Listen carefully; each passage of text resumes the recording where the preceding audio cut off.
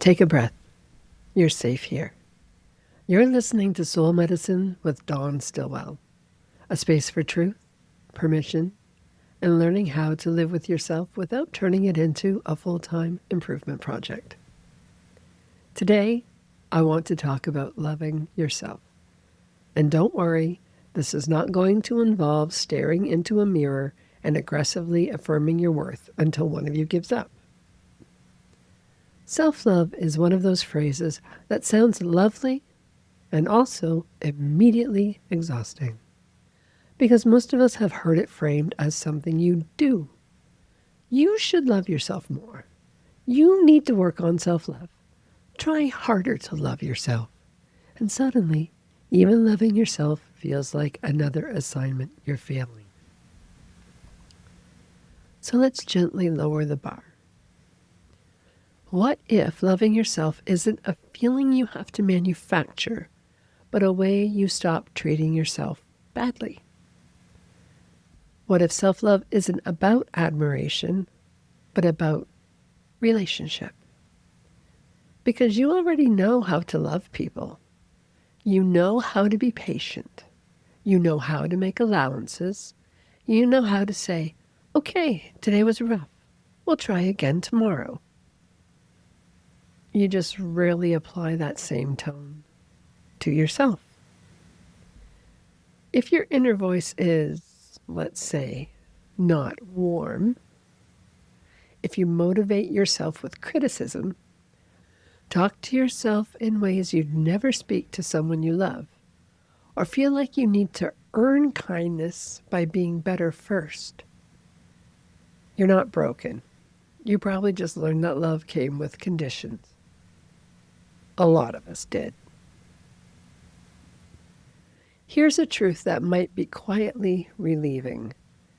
You don't have to like yourself all the time in order to love yourself. You can love someone and still find them annoying on a Tuesday.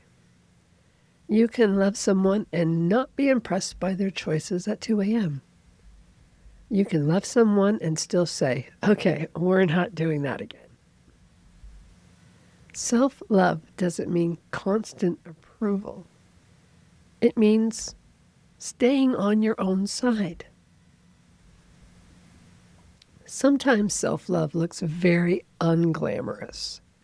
It looks like resting before you collapse, feeding yourself properly, setting a boundary and then feeling guilty about it and holding it anyway. Not turning every bad day into a personal indictment.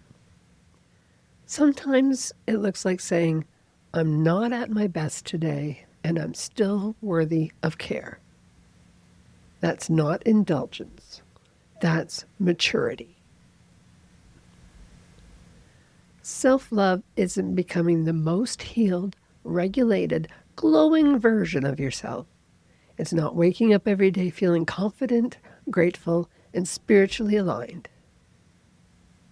Self-love is staying present with yourself even when you're tired, messy, uncertain, or cranky. Especially then. Because that's when love actually matters. So if you've been struggling to love yourself because you thought it meant feeling amazing about yourself all the time, you can stop trying so hard. You don't need to convince yourself you're wonderful. You don't need to fix your flaws first. You don't need to earn gentleness. You can start with something much simpler. Don't abandon yourself when things get uncomfortable. Stay.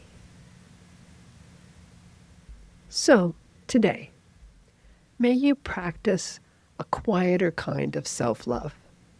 The kind that shows up, the kind that doesn't flinch, the kind that says, I'm still here with you. You don't need to become someone else to deserve your own care. You are already worthy of the same kindness you so freely give to others.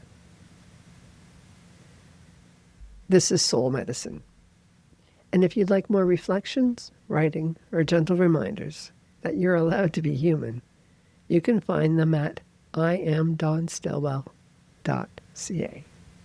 Until next time.